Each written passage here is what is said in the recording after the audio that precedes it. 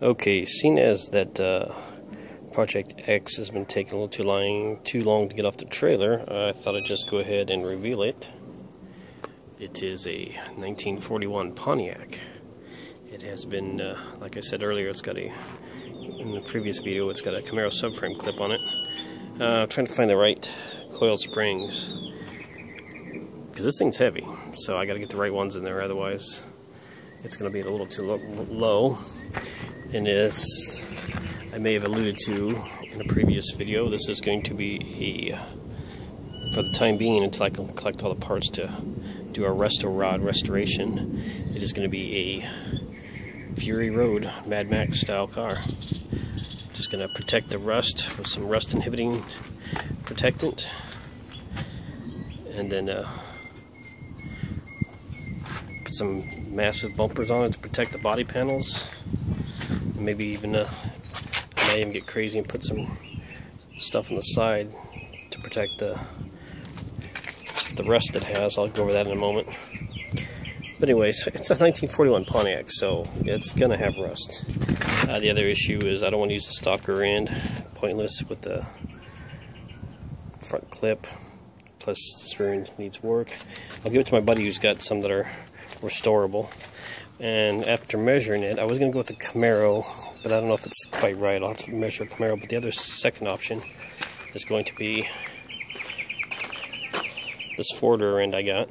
It's close to the right width. Plus, I got these magnesium wheels I saved out the green car. And if I want to go insane,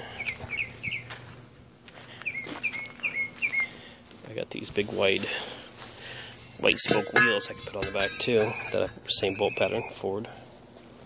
Anyways, go to the car, not my junky guard.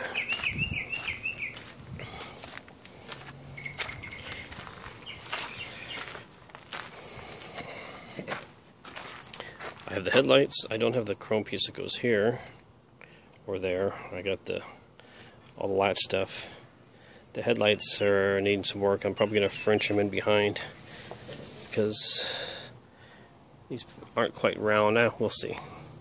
But anyways, under the hood, I tried to make my own hood springs, because as you can imagine, finding hood springs for a 41 Pontiac aren't right. But the problem is it won't hold the hood up enough. And you can see they were going to stick a Chevy straight six in it. My issue is this is so far forward. You got some issues with the radiator being able to fit up here. But the biggest issue is you couldn't mount the motor up here. You wouldn't want to anyways, because you'd be hitting up here. There'd be no place for a radiator unless you put it other places. So I'm going to do the Cadillac trick. I'm going to build a bracket, build a plate going back here like L-shaped up to the frame, and the motor will be mounted back there. I know some people are like, well, you might clearance issues with the cross member. That I can deal with. It's a Buick engine. That's what I'm going to use first. I don't know about later on. I'm going to try and put the Pontiac engine in. I'll knock the fuel pump off of it. As you can see, it's got a modern brake system, which they never quite got done. Like I said, this is going to be built with Derby car parts. I'm going to use the Buick motor, or the bone stock Derby car that I ran last year. We used the pedal assembly and brake systems from a Pontiac my buddy ran at the demo crosses at the Arizona State Fairgrounds during the Maricopa County Fair. I'll use a turbo 400 transmission. And I already found some control arms. That's why I'm swapping out control arms. These have been cut, like I may have shown earlier, or if you remember. Somebody was trying to put hydraulics in it. It was going to be somebody's bomb. So I gotta weld up the giant hole here, which I'm just gonna use some heavy-duty washers with the right size. Of course, it's got a little bit of rust everywhere, which is expected. The worst is here. This is why they welded both fenders on. That's because, as you see, this flops. The area that the fender bolt's on is completely gone. There you go. But they took the lazy way. I could fix that. So I have to find some fenders for later on when I wouldn't make it right. And I can just make my own metal for that. Try replacing the hood hinges with the stock pot metal ones they've already broke. think I have a rear bumper over at a friend's house. I don't know about a front bumper, but for now, like I said,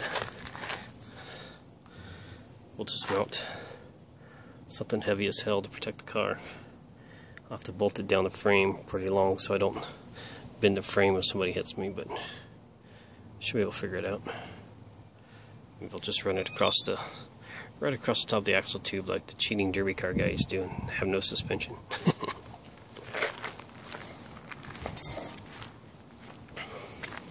My control arms. Need to find the gas door. I need to find a gas tank too. Oh, and I've mentioned in the other video that this thing was on fire. This is the only door handle. The other door handle melted off. You'll be surprised by the interior.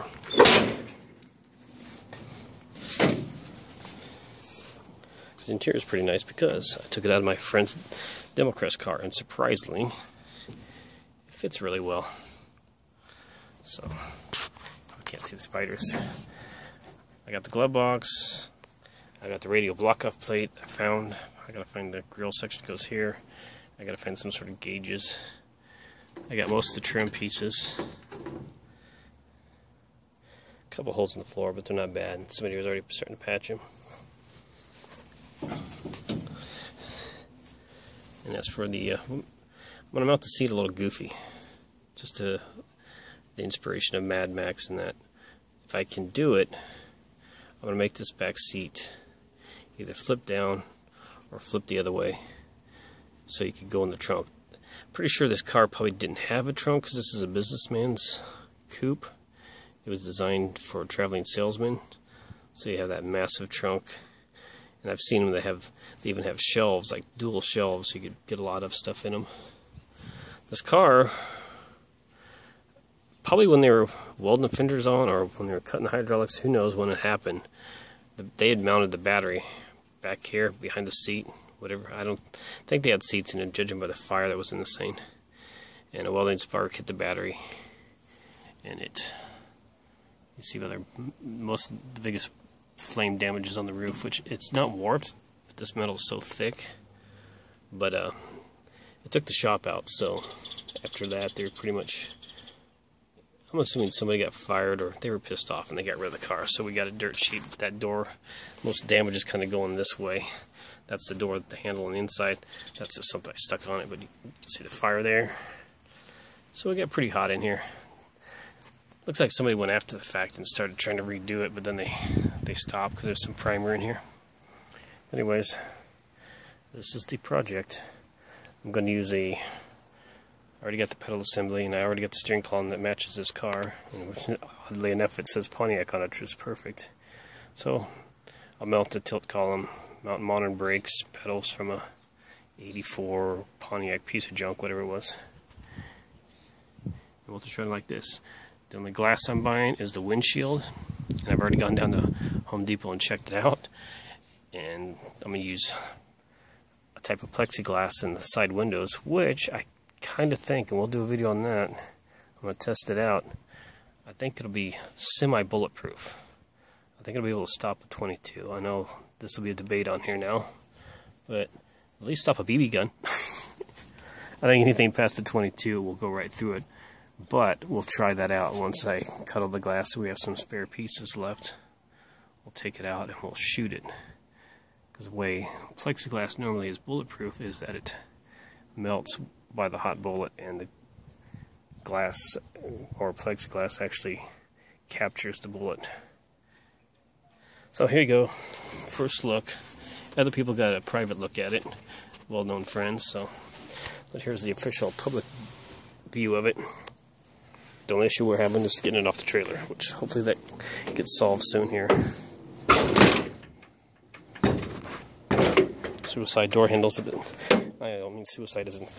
They're backwards. I mean, they're like literally like the same thing you'd have in your 41 house. There's just really nothing there holding the door shut. I'll have to put some bolts in it. Slide bolts. As you can see, this is the handle that burnt off, and it's got my fancy. You're probably thinking I should keep that on there, right? My vice grips to open it. Anyways, to me, it's a super cool car. It'll never be more than a resto rod, street rod, because of the front end, unless you find a frame. But then again, it's missing inner window wells and a million other things. So that is it. And also, you can slide. There's no core support mounts. I've already got that figured out. Just got to make sure I get it all aligned the best I can, and before I start welding it in. You can see there where this factory frame stops and starts with the Camaro subframe. I'm going to lie and say it's a Firebird subframe because I don't like the idea of any Chevy parts being in it. But anyways, I do have the moldings for the hood that say Pontiac 8, which technically in the glove box says Pontiac 8, which isn't in the car, which technically one day will have a Pontiac 8 in it. It'll be a newer Pontiac 400, board stroked and everything I can do when I can afford it. But yes, so there you go. Like I said, Fury Road for a while. Then many years down the line, when I've collected enough pieces, it'll get off the road and go back to being as much restored resto rod as I can get. There you go. See ya.